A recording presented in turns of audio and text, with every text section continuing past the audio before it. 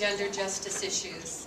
It is her life's work. It is a commitment that goes probably as deep as her toenails. I could tell you all the wonderful things, but in your program there is a little bit there that tells you something about Anne. She was one of the first women to go to Union Theological Seminary, and she graduated 1 month before they ordained women in the Presbyterian Church. So she did not go on to ordination, but she has stayed among us like yeast bubbling up and getting so many of us involved. We wouldn't be here today, I don't believe, if Anne had not given her gift that made this all possible. It enabled the Circle of Names campaign to launch just 2 weeks after it was first imagined. And for her, we are so grateful. She brings so much to this community and to all the communities in which she works and lives and has her being. Anne Johnson.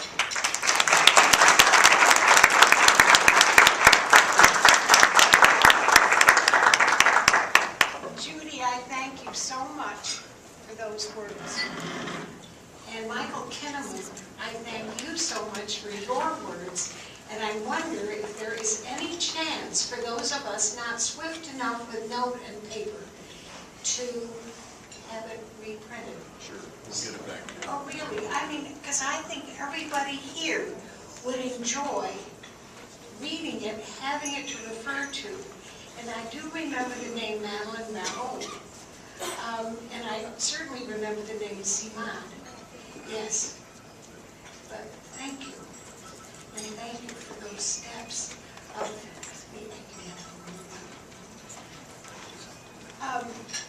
it is my privilege and high pleasure to introduce Dreama, whom you have already met through the words of her dear husband. There aren't many dear husbands who say such loving things about their wives. David.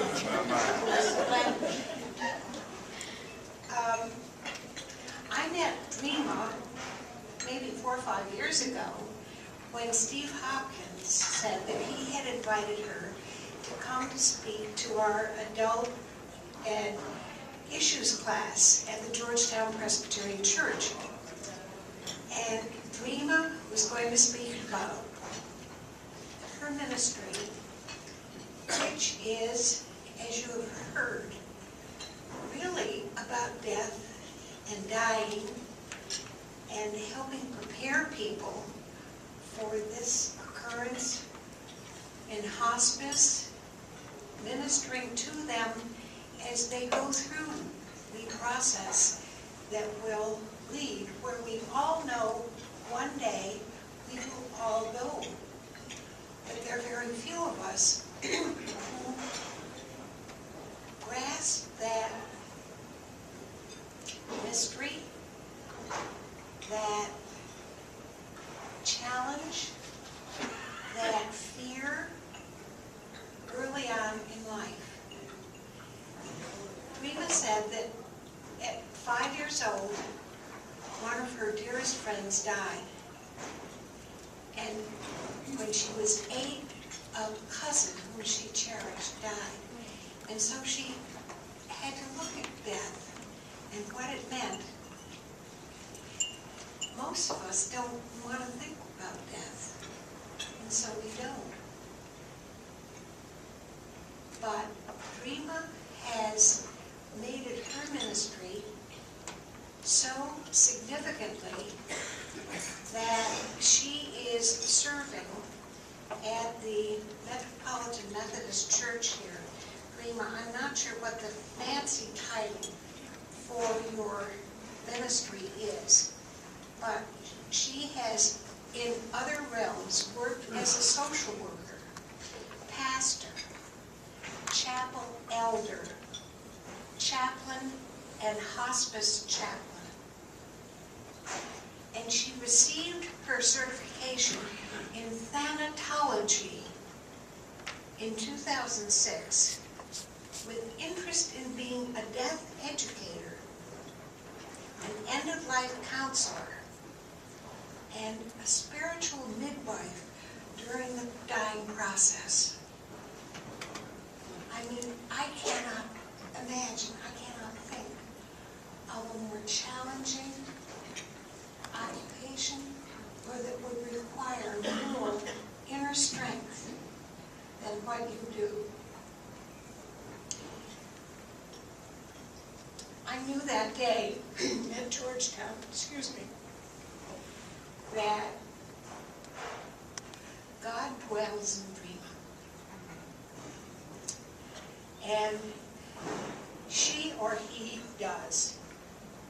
If we have a pronoun we need to attribute to the Almighty, whom sometimes, as in the Old Testament, is given valid personhood, but in spiritual realms, I think we don't think of God as a person, as being.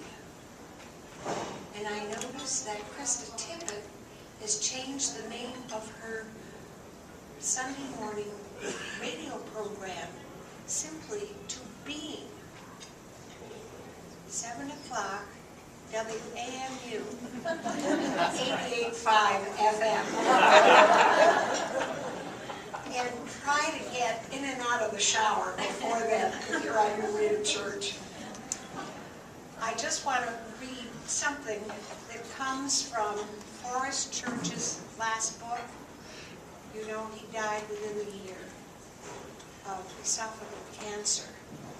And this book was put together among his writings, his sermons, his prayers, etc. And this I saw, and it just reminded me of today. I am so grateful to see you, each and every one. How profoundly we need one another, especially now, but even more than now. We are not human because we think. We are human because we care. All true meaning is shared meaning. And what we are doing here is sharing vital moments, friends. Today, the only thing that can never be taken from us is the love that we give away. We have been given much love this day, and through the lives of those we are celebrating.